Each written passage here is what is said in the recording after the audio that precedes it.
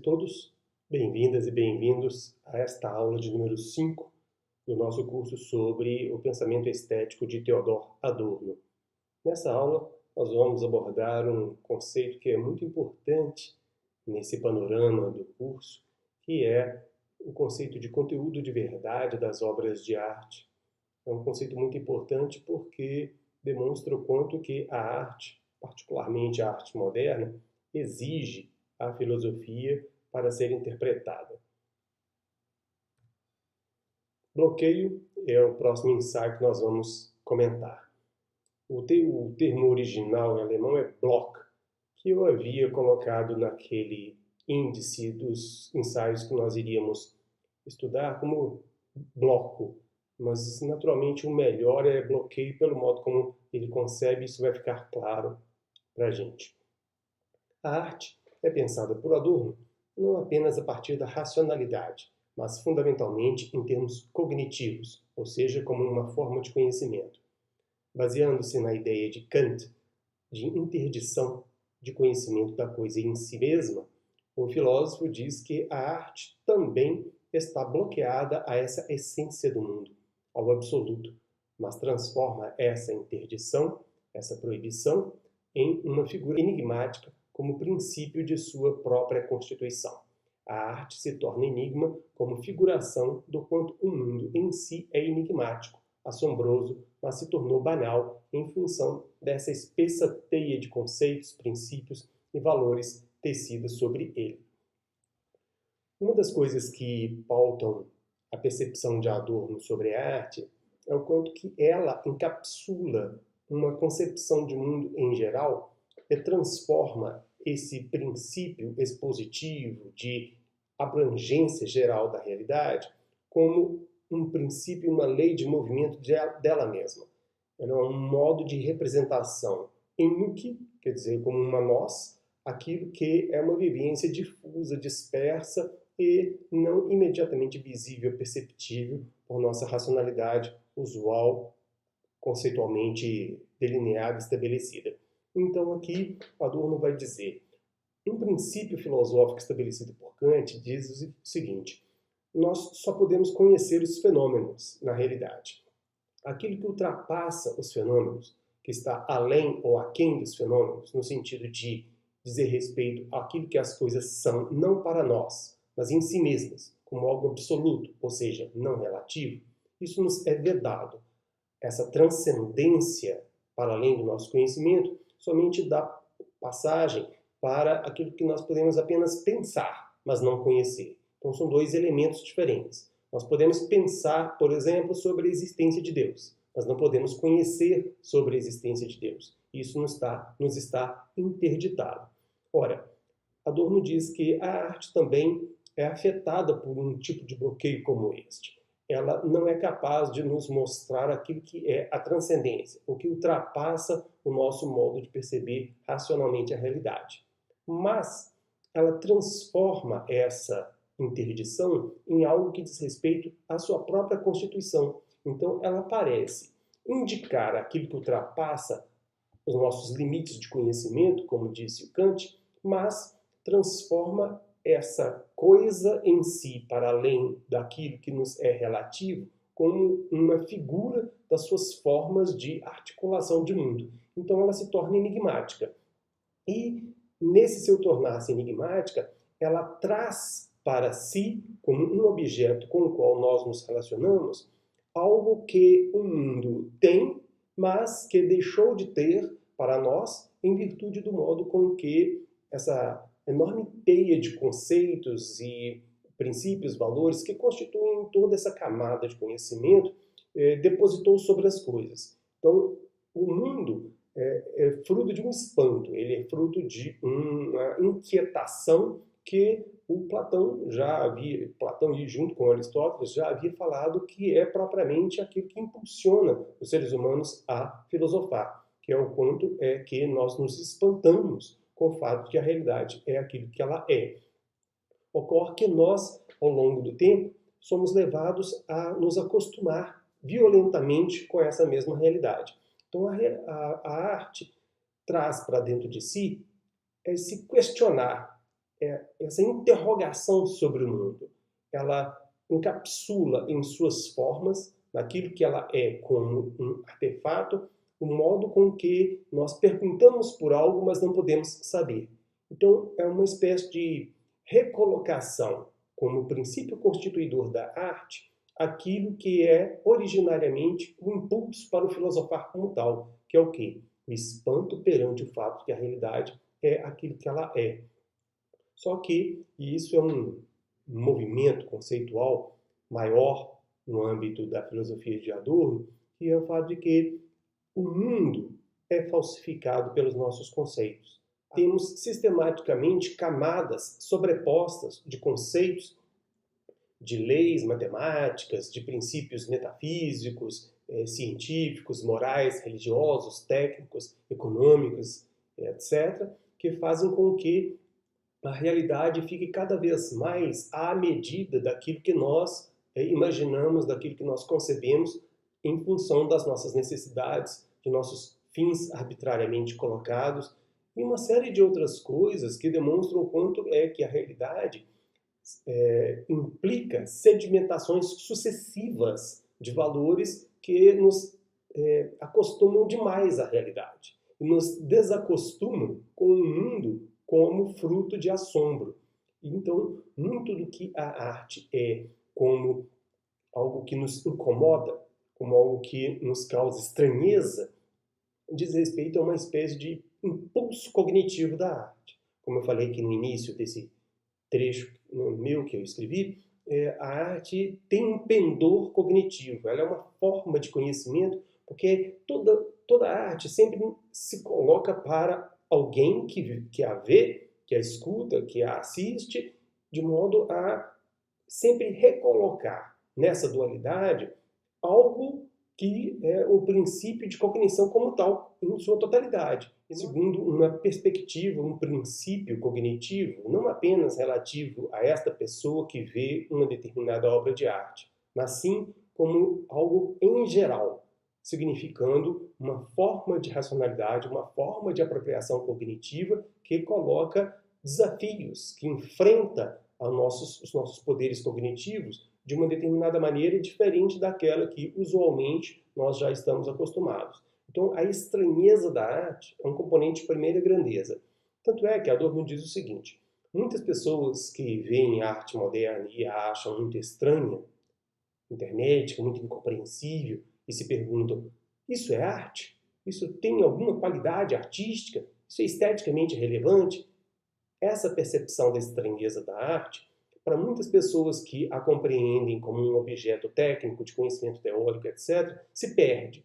E Adorno diz que isso é ruim, porque por mais que nós conheçamos a arte, por mais que nós estejamos familiarizados com categorias teóricas como consonância, dissonância, dodecafonismo na música contemporânea, o princípio do narrador nos romances atuais, tudo isso não pode fazer com que a gente deixe de experimentar a arte como estranha ao mundo, porque essa característica é um dos seus componentes essenciais. É necessário manter essa percepção.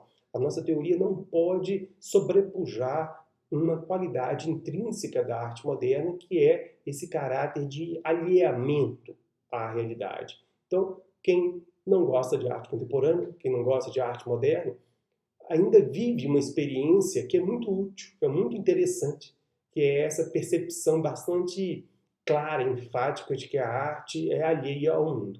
O grande problema é que, não tendo consciência da importância dessa percepção de alheamento da arte em relação à realidade, para essas pessoas essa experiência acaba que não tem muito valor e, portanto, ela não é aproveitada progressivamente. Ela será apenas motivo para as pessoas se afastarem da arte por tomarem-na como algo estranho, que não vale a pena, porque ela não apresenta características como a da figuração, a consonância, a que essas pessoas já estão, por assim dizer, instruídas ao longo de todas as suas vidas a apreciar. E aí Adorno, nessa passagem, fala isso aí. Obras de arte são, pela liberdade do sujeito nelas, menos subjetivas, que o conhecimento discursivo, que é uma frase muito estranha, porque normalmente nós estamos já instruídos pela academia e pela nossa concepção de senso comum a pensar que se há liberdade subjetiva, significa que aquilo que será falado não tem o rigor, a unicidade, a univocidade do pensamento objetivo. E, portanto, será algo subjetivo, no sentido de que é variável, não tem rigor, etc. E Adorno aqui diz o contrário, que na arte existe liberdade subjetiva. Isso é indiscutível, qualquer pessoa vai dizer que sim.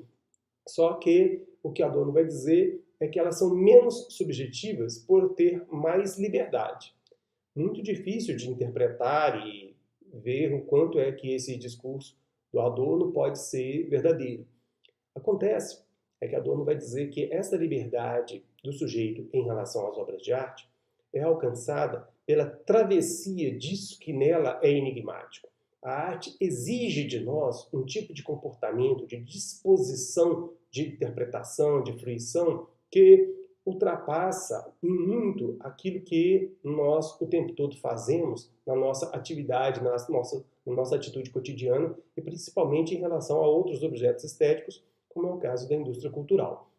Então, quanto mais nós, digamos assim, temos esta vinculação já própria, já trilhada com as coisas, diz Adorno, menos digamos, a objetividade no sentido de que nós já somos induzidos por uma espessa camada de subjetividade coletiva que é sedimentada nesse nosso modo de percepção, nesse nosso modo de conhecimento sobre as coisas. Na medida em que a arte nos exige uma retirada desse tipo de trilhamento de nossas percepções, de nossa forma cognitiva em relação à realidade, significa que nós temos um tipo de liberdade proveniente daquilo que ultrapassa essa sedimentação de valores coletivamente estabelecidos ao longo do tempo. Então nós temos uma liberdade para sair deste plano de imposição de valores socialmente estabelecidos ao longo do tempo. Então essa dimensão social de impulsionar inercialmente a nossa percepção, ela é subjetiva, ela é condicionada e, como eu já falei mais de uma vez nas aulas passadas, ela é parcial. Por quê? Porque ela é derivada de formas cognitivas, de dominação, de percepção de mundo, estabelecidas com base em relações de poder, segundo relações de meio e fim, já previamente estabelecidas sem que nós tenhamos consciência disso. Então, não há liberdade para essas formas de conhecimento científica e tal como nós já percebemos ao longo da história, no modo com que a humanidade esclareceu-se racionalmente. Acontece que, em virtude dessa falta de liberdade, existe uma espécie de peso da parcialidade subjetiva com que nós vemos a nossa realidade ao nosso redor. No caso da arte, o que acontece é que ela nos dá uma liberdade para que nós não nos sujeitemos a este invólucro subjetivo que pesa, que é coletivo social, que pesa sobre nós historicamente. Então há um acesso a um tipo de relação com a realidade que é objetivo exatamente por ultrapassar este peso da subjetividade condicionada e sedimentada coletivamente ao longo da história nas nossas formas de pensamento. Esse é um tipo de concepção bem tipicamente de Adorno e que essa explicação pode não ter sido satisfatória porque, afinal de contas, a gente teria que mobilizar mais conceitos, como o de mimesis, que a gente já falou, mas que tem outras características que a gente não pôde tocar, exatamente em virtude da celeridade do nosso curso. Nós não temos muito tempo para poder tocar em diversos pontos. Mas eu creio que deve ter ficado claro que a obra de arte ela é uma ultrapassagem de uma subjetividade parcial imposta inercialmente ao longo da história, que se sedimenta de forma cega e refletida nas nossas formas cognitivas de lidar com os objetos. Transcendência interrompida, que é outro tema proveniente da epistemologia kantiana. O que é, entretanto, propriamente um enigma, no sentido empregado por Adorno. Porque o que a gente havia falado é que a arte se transforma como em enigma na medida em que traz para si isso que se tornou comum no mundo, ou seja, banal. Ela traz de volta para si esse espanto, o fato de que a realidade é em si enigmática. O que é, então, propriamente um enigma? Sua determinação mais clara provém do contraste com os mistérios religiosos, místicos e míticos. Tanto o enigma quanto o mistério implicam em uma insuficiência do saber. Mas o primeiro, o enigma, traz em sua figura a possibilidade de sua resolução, ao passo que o mistério denota uma transcendência radical absoluta. Então, se X é enigmático, significa que eu não sei sua resposta, eu não sei sua solução, mas há elementos em X que possibilitam que eu caminhe em direção à resolução. O enigmático é, por assim dizer, convidativo a ser resolvido por vias que sejam as suas próprias características, seja pelo contexto, etc. O que é misterioso, nesse sentido de Adorno, seria aquilo que ultrapassa totalmente as possibilidades de eu conhecer. É algo que veda as possibilidades de acesso a uma possível solução, ou nem mesmo aponta para que haja qualquer solução possível. Então, os mistérios religiosos são um exemplo claro do que Adorno tem em vista aqui, no sentido de que os desígnios de Deus são insondáveis. Não sabemos em nada por que Deus quis criar o mundo. Nem se coloca essa questão no âmbito da teologia propriamente. Qual é a motivação de Deus para criar as coisas? Ou qualquer outra forma de concepção mística se recusa a este salto para além daquilo que nos é facultado conhecer. Ao passo que é enigmático significa uma forma de articulação que traz elementos que nos incitam a essa busca da solução do que é colocado como insuficientemente sabido para nós. E aí Adorno vai dizer que a arte não é misteriosa, a arte é enigmática, precisamente pelo fato de que convida a este salto, não é? Essa caminhada para a resolução do enigma. Agora, uma coisa que é interessante é que, ao mesmo tempo em que o mistério recusa esta caminhada rumo à resolução daquilo que não é compreendido, ao mesmo tempo, a disposição subjetiva, consolidada historicamente, é a de que experiências de contato com essa transcendência são instadas a acontecer. Elas se situam no plano da lógica dessa experiência misteriosa. E aí nós temos diversos tipos de atitudes, de vivências que, por assim dizer, corporificam esta presença do absoluto, do radicalmente diferente, do radicalmente outro, aqui e agora em mim. Ao passo que o enigmático, por sua vez, é um tipo de articulação em que a presença da totalidade, do radicalmente outro, não é colocada em xeque, quer dizer, ela não é trazida à baila como um princípio constitutivo desse tipo de vinculação com o objeto que é enigmático. Então, o enigma acaba sendo traduzido como uma experiência mais racionalmente afeita aos nossos modos de compreensão cognitivamente orientadas na nossa relação com os objetos de conhecimento. Ao passo que o mistério tem a ver com esse convite não à resolução do enigma, mas pela incorporação do absoluto, do radicalmente outro, nesse instante do aqui e do agora. Um exemplo repetidamente empregado por Adorno neste contexto do caráter enigmático da obra de arte é Kafka. Trata-se de um escritor que codificou o absurdo da realidade como normal. E é precisamente isso que torna essa realidade mais absurda ainda, no âmbito da obra de Kafka. Essa realidade tal como o Kafka a retrata. Essa literatura, entretanto, possui uma força expressiva enorme, pois incita drasticamente a busca por sua interpretação, ao mesmo tempo em que a recusa. E em seguida eu vou mostrar um exemplo. Mas todas e todos devem se lembrar da Metamorfose, que é um conto muito importante, muito conhecido de Kafka, em que ele narra o quanto que Gregor Samsa acordou transformado num enorme inseto que, pela descrição, nos sugere uma barata. Então, que ele tenha tentado se comportar, tentado falar com o chefe, tentado articular um diálogo com a sua família, como se tudo tivesse continuado a ser possível, mesmo depois dessa metamorfose, isso aí é um dos impactos que causa a literatura de Kafka. O absurdo é inoculado na realidade como se fosse parte dessa mesma realidade. Então, essa trata-se de uma literatura do absurdo tornado normal e, portanto, traduzindo o absurdo como mais absurdo ainda, mas não como uma característica deste absurdo, deste não sentido do que é relatado, mas da nossa própria realidade. É uma forma de traduzir o real, tal como nós vivenciamos, como um cotidiano banal, mas assustadoramente absurdo.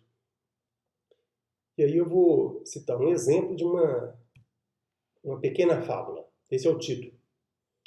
Ah, disse o rato, o mundo se torna mais estreito a cada dia. Antes, ele era tão amplo que tive medo. Medo aqui pode ser traduzido também como angústia.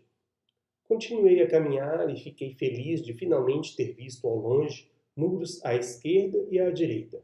Mas esses muros compridos se aproximam tão rapidamente um do outro que já estou no último quarto e lá no canto está a armadilha para a qual caminho. Você precisa apenas mudar de direção, disse o gato, e devorou o rato. Essa é uma pequena parábola que tem alguns elementos que são recorrentes na literatura de Kafka, que é animais que falam. Tem um romance que chama A Construção, que é narrado em primeira pessoa por um animal que a gente não sabe bem o que é, que pode ser uma topeira, que construiu uma espécie de bunker e no qual essa criatura tenta se defender de invasores e tudo mais. O fato de que animais falam tem a ver com algo que Adorno aponta em Kafka. Adorno tem um texto muito interessante sobre Kafka, se chama Anotações sobre Kafka, que faz uma interpretação muito interessante desse ímpeto de regressão radical em Kafka. Então, os animais representariam, digamos assim, algo que é pré-histórico à razão, que é, como eu falei, inoculado na realidade que é humana, racional, como um componente dessa mesma realidade. E essa inoculação acaba sendo traduzida como uma espécie de regressão radical, imediata, tosca, bruta, testemunhando o modo como nós efetivamente vivemos nessa realidade, testemunhando o modo como nós efetivamente vivemos nessa realidade, fechando os olhos ao quanto que a própria realidade é absurda. Adorno vai dizer que Kafka acaba nos mostrando, jogando na nossa cara, para usar uma expressão cotidiana, coloquial, o quanto nós levamos a vida como uma semi-vida, fechando os olhos ao quanto ela poderia ser radicalmente melhor e diferente para todas e todos.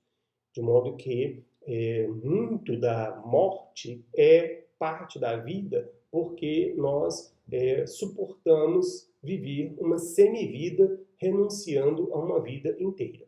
Então, o absurdo dos animais em Kafka, dos insetos, como do Gregor Samsa, demonstra uma espécie de revelação bruta, tosca, radical, do quanto é que a vida é absurda, mas nós não prestamos atenção nisso para poder nos persuadir de que a vida, afinal de contas, vale a pena, mesmo sendo uma semi-vida, uma vida que não é digna de ser vivida em sua totalidade.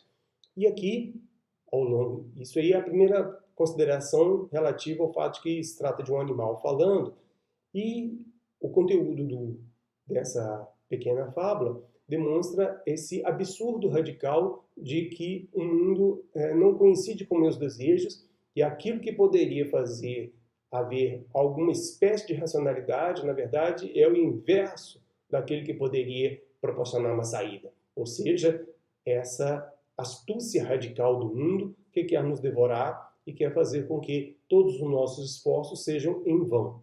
Então, o fato de que não há saída é uma figura literária de Kafka para testemunhar o quanto a vida é absurda e continuar a levar a vida tal como ela existe como uma vida precária é o supremo absurdo.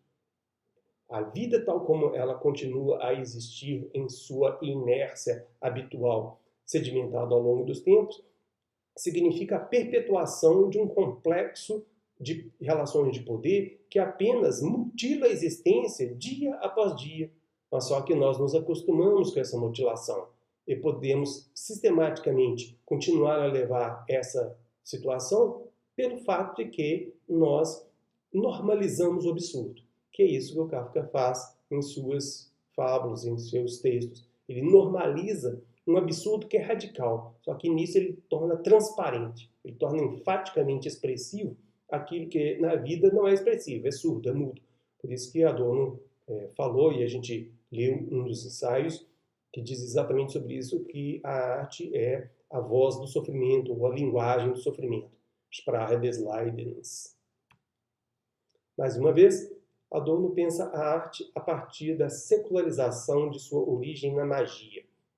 Em oposição a esta, a magia, mas dela derivada, a arte nega a totalidade de seu sentido pela mediação do espírito, que articula a falta de sentido como impulso para constituir um sentido próprio, ao mesmo tempo fraturado, mas presente como exigência imanente. Imanente quer dizer, no interior da própria arte. O espírito nas obras consiste no poder de articulação formal entre o absurdo e o sentido, não no conjunto das intenções conscientes de quem a produz. Então, Adorno pensa sempre a arte a partir do modo com que ela se transformou naquilo que ela é. Isso é próprio de quem pensa dialeticamente. Sempre que alguém pensa dialeticamente, pelo menos a partir de Hegel, porque Kant não é muito o caso, a partir da dialética hegeliana, o que nós temos é esse ensinamento. Tudo somente é o que é porque veio a ser. Ora, a arte só veio a ser o que é porque saiu da magia, só que ao mesmo tempo manteve algo dessa magia. E aí o que a arte vai fazer é transformar em princípio de constituição de si mesma o fato de que a arte não mais consegue dizer que o mundo faz sentido e, ao mesmo tempo, quer mostrar o quanto nós temos direito a querer que o mundo faça sentido. Isso é algo que está envolvido precisamente na dialética da secularização que a arte faz em relação às suas origens mágicas. Porque a magia dizia que o mundo fazia sentido. O mito é uma estruturação do mundo que faz com que a realidade seja percebida em sua totalidade, como derivada da origem mágica, onde os deuses e as deusas exerciam seu poder de criação, de produção de significado de tudo. O cotidiano, a vida profana, é derivado desse princípio originário dos deuses e das deusas. O que nós temos na arte é a ruptura com esta postulação de que o mundo faz sentido. O mundo está estruturado segundo uma teleologia, quer dizer, uma finalidade imanente, mas ao mesmo tempo a arte quer fazer com que nós nos convençamos de que, mesmo que nós não possamos dizer que o mundo faça sentido, está justificado tal como ele é, ao mesmo tempo nós devamos pensar que é possível, sim, haver um sentido para a realidade. Só que a arte se recusa a fornecer a positividade deste sentido a ser alcançado, que justificasse, afinal de contas, a existência do mundo. Então, a arte oscila entre o absurdo e o sentido como uma forma de percepção da realidade mediada pelo espírito, uma espécie de mediação radicalmente reflexiva que leva em conta tanto o fato de que o mundo tem o direito de se pensar como tendo significação, mas não encontra nele mesmo, nesse mundo, aquilo que poderia efetivamente nos dizer que a vida está justificada, tem razão de ser, tal como ela se estabeleceu. Então a arte é enigmática em virtude do modo com que ela, ao mesmo tempo, aspira à colocação de um sentido, mas nega a colocação dele de forma positiva. Caráter enigmático continua o conteúdo de verdade e o absoluto. Este é um ensaio que é pequeno, que está aqui entre este que acabou de passar e o próximo, como uma espécie de passagem intermediária.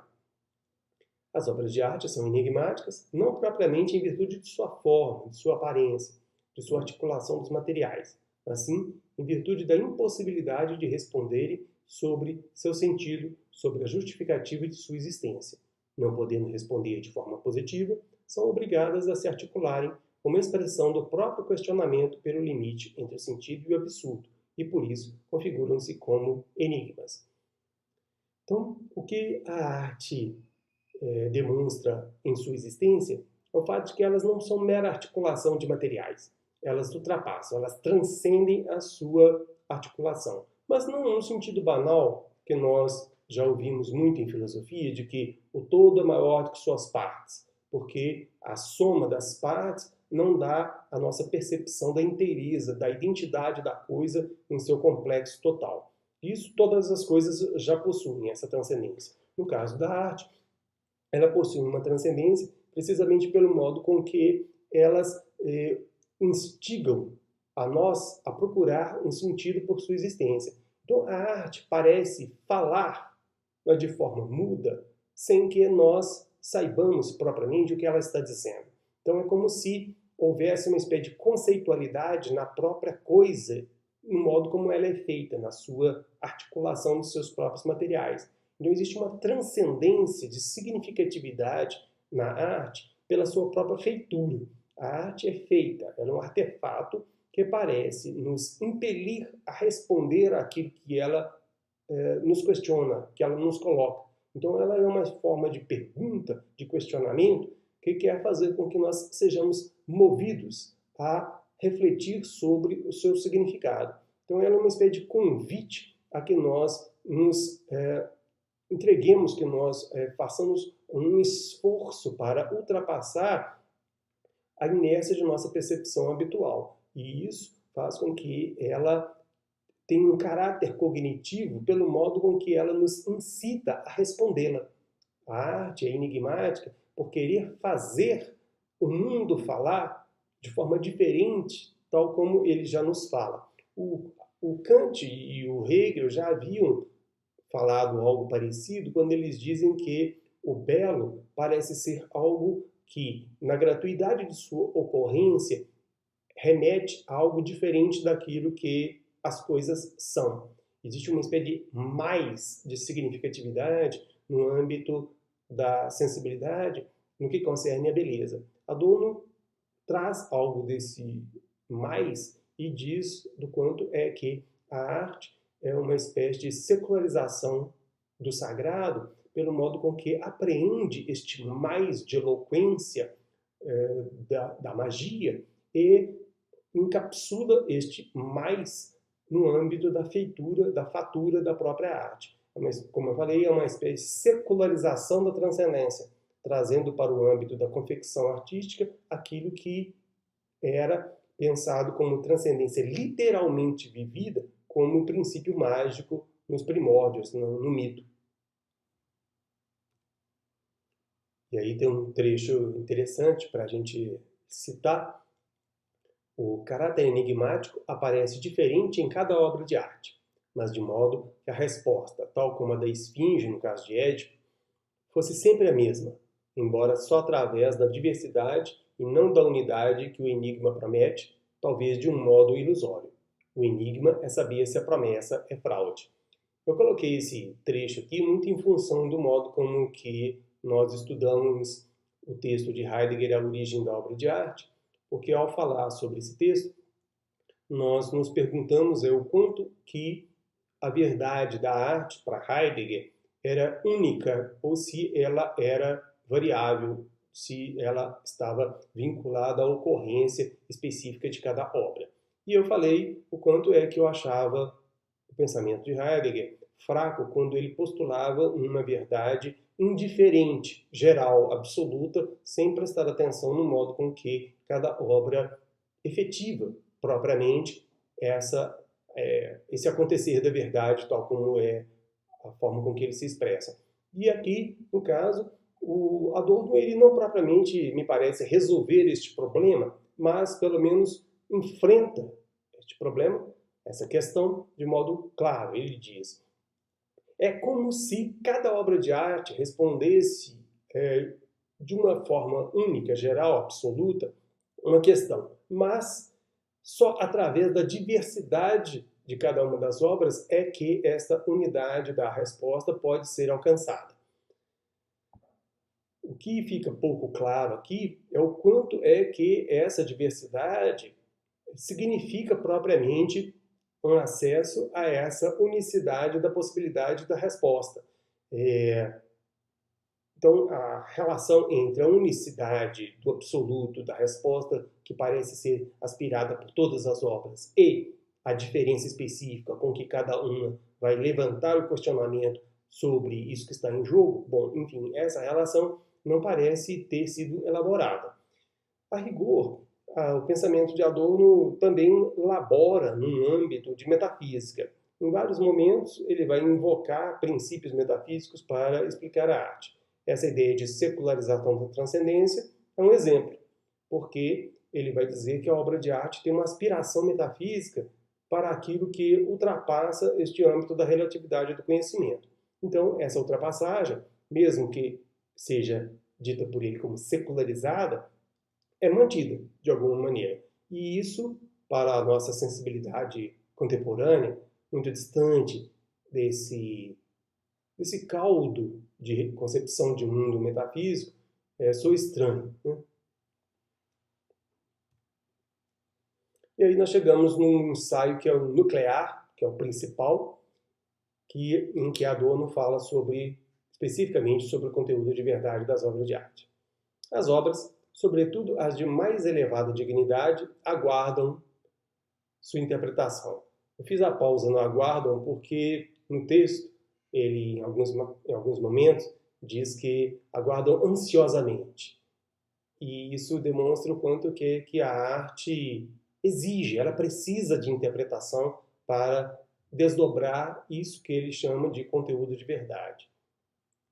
Em consonância com a filosofia da arte de Hegel, Adorno vê as obras como tendo uma significação espiritual, cultural, que as faz ser mais do que elas são, como um conjunto articulado de elementos particulares, sonoros, cinéticos, como o movimento na dança, figurativos, como é o caso da pintura figurativa, ou linguísticos, como é o caso da prosa e da poesia. Seu caráter enigmático exige a atividade interpretativa, particularmente a filosófica, que não se detém em questões de técnica musical, de articulação cinematográfica ou de desenvolvimento de estilo literário, mas tampouco se detém em questões de significado social, histórico, antropológico, etc. É tarefa da filosofia tornar eloquente este conteúdo de verdade da arte. Então, a obra de arte parece dizer algo, e esse algo que ela tem a dizer é uma verdade. Significa uma objetividade do conhecimento a que nós estamos proibidos, estamos interditados no nosso modo de conhecimento habitual.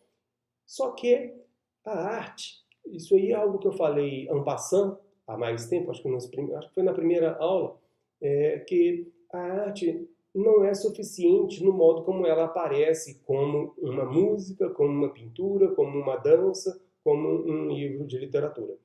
A arte necessita de algo que desdobre por outros meios aquilo que só ela pode desdobrar em suas características próprias, peculiares, ou seja, como uma obra de pintura, de dança, de balé, de qualquer outra coisa que seja no âmbito da estética, né? Uma pintura, uma música, etc., uma performance e tudo mais. Então, a ideia é que o conteúdo de verdade da obra de arte, ele não se desdobra totalmente na forma única com que ele é capaz de aparecer na obra de arte. E Adorno vai dar à filosofia um lugar especial para a manifestação desse conteúdo de verdade. Por quê? E aí eu vou entrar com uma interpretação minha, quer dizer, tudo que eu tenho falado aqui é uma interpretação minha, obviamente. Tudo que eu falei poderia ser falado de forma diferente por outras pessoas, e efetivamente é falado de forma diferente por outras pessoas, mas não implicam especialmente, digamos assim, uma aposta de algo que ultrapasse o texto, tal como ele se coloca. E aqui eu já vou entrar com uma consideração mais livre, minha, em termos de interpretação, que é o quê? Eu acho que o que Adorno tem em vista nesse contexto argumentativo do texto é o seguinte: é preciso filosofia para fazer uma abordagem que seja estética propriamente falando. Por quê? Porque muitas análises, isso que eu vou falar agora, está lá no texto. Ele diz, muitas análises ficam adstritas, presas, vinculadas àquilo que está na manifestação da própria obra. Ou seja, muitas análises de obras literárias, por exemplo, ficam o tempo todo se movendo dentro daquilo que é uma consideração do vínculo entre os personagens, no modo com que as palavras induzem determinada leitura, a ressonância de figuras de linguagem no interior da obra e uma série de outras considerações do tecido literário, como também é o caso de abordagens filológicas que tomam a seu métier propriamente essa análise de conteúdos etimológicos, de vinculação linguística. Tudo isso é muito útil, é material de interpretação. Ok. Só que, diz Adorno, manter-se neste plano, manter-se neste nível, não nos dá acesso a algo fundamental na obra de arte, que seria a sua verdade como uma obra de arte propriamente dita. Por outro lado, pensar o quanto que uma obra é importante em termos de situação política, de incitação à consciência revolucionária, de percepção de mundo como de grupos marginalizados, ou da condição de subjugação das mulheres. Tudo isso contém algo importantíssimo em termos da ordem, em termos da nossa percepção social, antropológica, política, religiosa e tudo mais. Mas, mais uma vez, a gente vai dizer, junto com Adorno, ou a partir da percepção dele, de que não se trata do conteúdo de verdade da obra como obra de arte. Ora, o que resta então? Qual é o outro caminho? Se não é o literário, o tecido literário, o cinematográfico, o pictórico como tal, mas também não é tudo isso que é fomentado, induzido no âmbito sociológico, histórico, político, etc. O que resta aqui que seria propriamente este plano que diz respeito a esse conteúdo de verdade? É o plano estético propriamente dito. E aí em que consistiria esse estético? No jogo, no vínculo, na relação múltipla heteróclita, quer dizer, entre planos heterogêneos, díspares, diferentes, qualitativamente distintos, que são articulados dentro de uma totalidade que é a obra de arte, em conjunto com as nossas possibilidades de sua interpretação. E é exatamente isto que é o plano de ataque, de abordagem do que seria uma estética filosófica, aquela que leva em consideração todos esses estratos mobilizados pelas análises cinematográficas, pictóricas, linguísticas, musicais, etc., é também tudo aquilo que pode ser lido na obra de arte em termos de seu impacto político, religioso, social e uma série de outros elementos que perfazem o âmbito da cultura, antropológico, etc. Então, o que é o estético propriamente dito significa algo que é, ao mesmo tempo, intermediário entre o que é o social, político, antropológico e até mesmo filosófico em determinado sentido. E o que como considerando, por exemplo, aquilo que o Heidegger fala como essência, o que é propriamente que diz respeito ao movimento, a abertura de mundo, conceitos que são mais propriamente abstratos e que não estão vinculados à fatura do próprio texto, quer dizer, o significado filosófico da arte em geral, e não aquilo que diz respeito à produção da obra de arte como um objeto efetivamente feito que tem sua constituição formal, a sua unidade de configuração como um todo. Então, a arte é uma espécie de intermediário entre esse plano, vamos chamar de cultural para facilitar o nosso diálogo, cultural em geral e o pictórico, plástico, o cinematográfico, etc.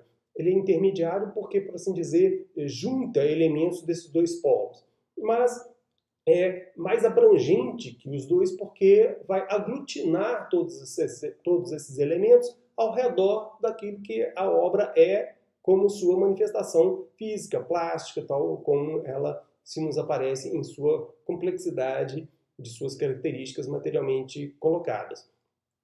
O fato de que nós não vamos nos vincular, ficar adstritos, seja ao plano mais pictórico imediato da obra, e nem o sociológico, o cultural em geral, não significa que eles tenham menos importância. Só significa que nós precisamos aglutinar todos esses elementos em uma visada que não fica adstrita nem a um e nem a outro.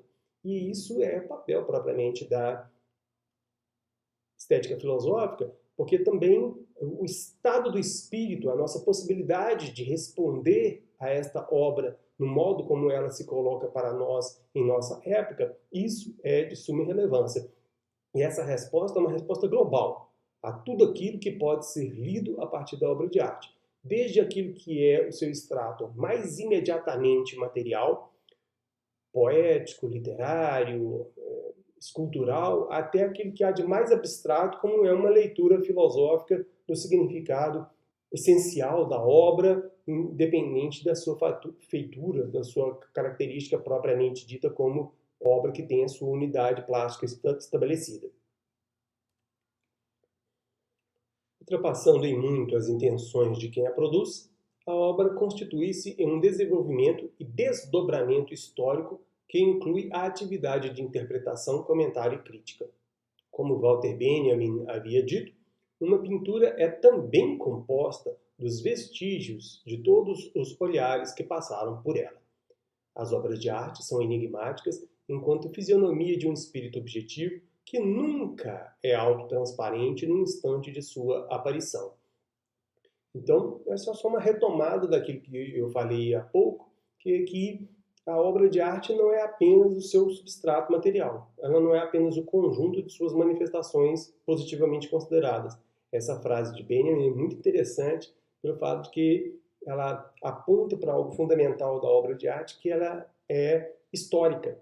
E histórica nesse sentido, do fato de que quando nós olhamos para uma obra de arte, quando nós as escutamos, as assistimos, nós o fazemos junto com todas as outras pessoas que fizeram isso, que tiveram essa atitude com a obra de arte. Nunca nós olhamos para uma obra de arte independente do modo como as outras pessoas viram-na, pelo fato de que ela já está oferecida a nós em um contexto de apreciação que faz com que a gente, só de pensar, esta é uma obra de arte, e eu quero ouvi-la, essa disposição já está embebida de um caldo cultural enorme, espesso, gigantesco, que tem uma influência enorme no modo como nós vemos a obra. Então, não se trata de uma atitude desprovida dessa inércia de percepção da realidade. E o modo como essa obra impactou outras pessoas ao longo do tempo fez com que você, por exemplo, se dispusesse a vê-la, desse importância a ela de alguma maneira, já tivesse alguma expectativa do que significa ouvi-la, o que é ler um romance de Guimarães Rosa hoje. Ora, isso advém de muito do que nós já percebemos no romance dele desde os primeiros romances que ele escreveu. Toda a receptividade do Grande Sertão Veredas tem a ver com uma percepção do que significa a brasilidade, a mineiridade, o modo como nós percebemos essa fluidez da linguagem, essa dobra da linguagem sobre si mesma, de modo que essa percepção não é crua, nua, primeira, originária. Ela diz respeito ao modo com que nós já, historicamente, somos induzidos a ler nas obras aquilo que se sedimenta nela, como está nessa passagem aí, como espírito objetivo, ou seja, não apenas subjetivo, como diz respeito a uma percepção nossa, individualizada, parcial. A obra de arte sedimenta a objetividade de uma percepção de mundo, e aí o final da frase é: esse espírito nunca é autotransparente, quer dizer, ele nunca se dá evidente a ele mesmo no instante em que ele se manifesta. Então, Adorno tem uma concepção da importância da história que me parece bastante sensata, embora não resolva o problema de uma maneira assim, que pareça satisfatória a muita gente, que é o quê? Quando uma obra de arte é feita no instante em que nós estamos vivendo, nós temos a primazia de usufruir dessa obra com toda a riqueza e vivacidade desse instante. Então, nós estamos no mundo em que ela é feita, estamos receptivos às questões que ela coloca no momento em que elas são formuladas. Acontece que toda grande obra de arte ultrapassa essa percepção usual de mundo. Então, suas questões são sempre muito dissonantes, muito estranhas àquelas que nós já fazemos para a realidade. E, portanto, é muito difícil perceber, no instante de produção de grandes obras de arte, o que elas significam exatamente isso, como grandes obras de arte. Então, as grandes obras, ao longo da história, sempre não, mas assim, é muito frequente que elas sejam recebidas como estranhas e passíveis de uma crítica radical, no sentido de, será que isso é arte? Isso parece não ter arte nenhuma nessa obra. Quando Picasso pintou seus primeiros quadros cubistas, o que aconteceu foi que ele teve uma receptividade muito ruim. As pessoas falaram, isso não é arte, isso é muito estranho. Georges Braque, que foi um pintor também cubista, havia usado uma expressão muito estranha, que ao ver os primeiros quadros cubistas de Picasso, falou, você quer que a gente beba petróleo? Quer dizer, algo muito indigesto. Aos poucos ele foi entendendo, percebendo o poder pictórico daquela linguagem, daquele estilo, e ele mesmo passou a fazer quadros cubistas ao seu modo. Ou seja, as grandes obras de arte têm essa característica de serem impactantes de modo que nós tenhamos dificuldade de entendê-las.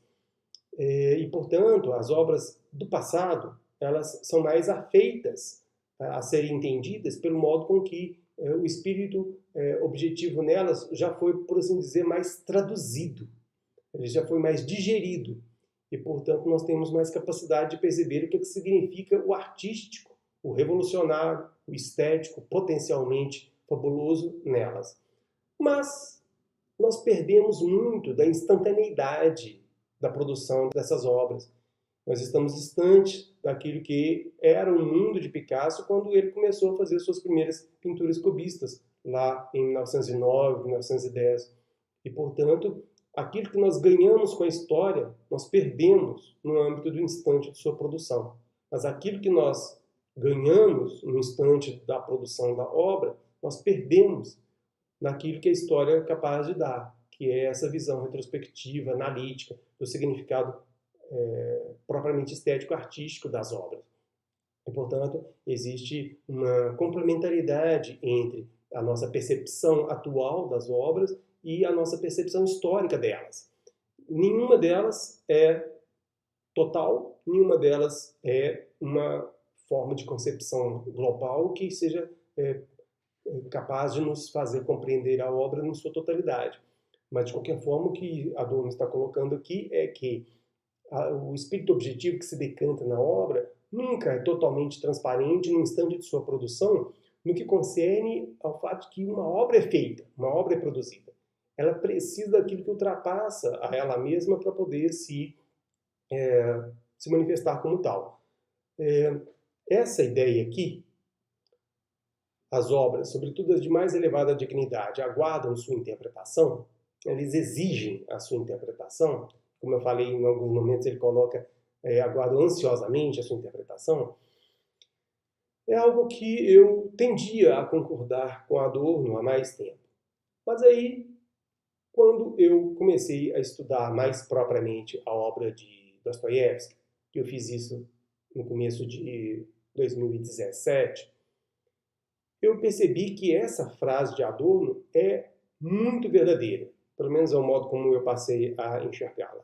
Por quê? Porque as obras de Dostoiévski, como nós sabemos, são muito carregadas filosoficamente. Elas têm um conteúdo muito denso em termos de princípios filosóficos, de concepção de mundo.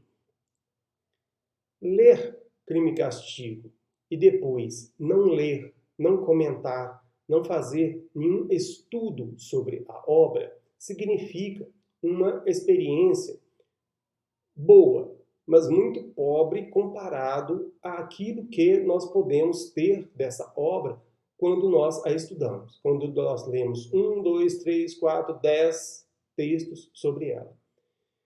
Artigos bons, artigos ruins, médios, excelentes, enfim. É necessário ler, é necessário desdobrar, desenvolver aquilo que está falado naquela obra e que só ela é capaz de falar do modo como ela falou, mas ela permanece aquém de seu desdobramento. É como se o comentário, a interpretação e a crítica desdobrassem aquilo que já é intrínseco à própria obra. Então não se trata de inocular na obra um conteúdo externo. Alguns comentários podem fazer isso, mas a questão é necessário ler vários, é necessário ver várias perspectivas sobre uma obra. Então, eu, particularmente, tendo a concordar integralmente com essa frase de Adorno de que as obras exigem sua interpretação, elas precisam ser interpretadas para elas desdobrarem aquilo que é inerente a elas como uma forma estética de nos apresentar um conteúdo espiritual que não é acessível a nós no âmbito da nossa experiência cotidiana. Então não é o caso de a gente produzir algo a partir da obra, mas essa ideia de desdobramento e de desenvolvimento do que a obra diz é que me parece a tarefa propriamente da estética filosófica e que eu acho que é uma tarefa necessária, imprescindível mesmo. Então, toda obra de arte, a própria obra ganha em significatividade ao ser lida multiplamente. E eu costumo dizer, nem que seja pelo seu próprio trabalho de escrita, pelo seu próprio texto, pelo seu próprio comentário, por sua interpretação e sua crítica. Então, eu fiz isso, por exemplo, com um dos textos de Dostoiévski, que eu li, que eu gostei muito, que chama O Duplo. Uma tradução antiga diz O Sósia, mas a tradução da editora 34, que é muito boa, usa O Duplo. E antes de ler qualquer texto sobre este livro, eu mesmo escrevi. Eu escrevi um texto sobre ele, que aliás está até publicado, e eu, sinceramente, passei a entender mais sobre o texto quando eu mesmo fui forçado a desdobrar pelos meus próprios conceitos aquilo que eu experimentava através dessa obra. Então, o conteúdo filosófico não necessariamente precisa ser lido de outra pessoa. Ele pode ser produzido pela sua própria atitude. Mas essa atitude de escrever já significa ultrapassar aquela experiência estética, artística, que é na vivência, na lida direta com o objeto. Então, um outro texto de Dostoiévski também, que foi muito significativo para compreender esta ideia de Adorno, foi Memórias do Subsolo, que é um texto que eu recomendo muito. Se você está vendo este vídeo, você gosta de filosofia. Se você gosta de filosofia, precisa ler Memórias do Subsolo. É um texto fantástico. Ele estabelece princípios de compreensão da subjetividade contemporânea que são importantíssimos para nós articularmos diversas correntes de pensamento no século XX, como a psicanálise, o existencialismo. É um texto muito importante, significativo. Eu tinha lido o texto e não tinha feito nenhum outro exercício de compreensão, de leitura, de estudo.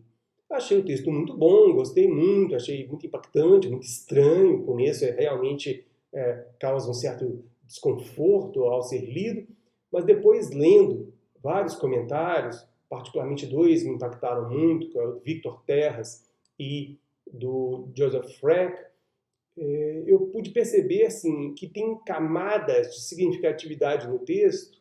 O próprio texto tem camadas de significatividade que eu não consegui ver hipótese nenhuma apenas com a leitura dele. Então, estudos literários para a literatura são um complemento, são um elemento fundamental na experiência de ler livros de literatura. Então, eu diria assim, faz parte da literatura os estudos literários com um conjunto de comentários, de interpretação e de crítica desse material literário, que precisa dessa crítica para se desdobrar, para se mostrar em toda a sua complexidade, em sua riqueza e em seu valor como uma obra de arte digna do nome, em toda a sua extensão, toda a sua profundidade, valor e significado para nós, como seres humanos, aqui no início do século XXI. Eu fico por aqui e convido vocês para a próxima aula, de número 6, agora no sábado. Um abraço e até lá.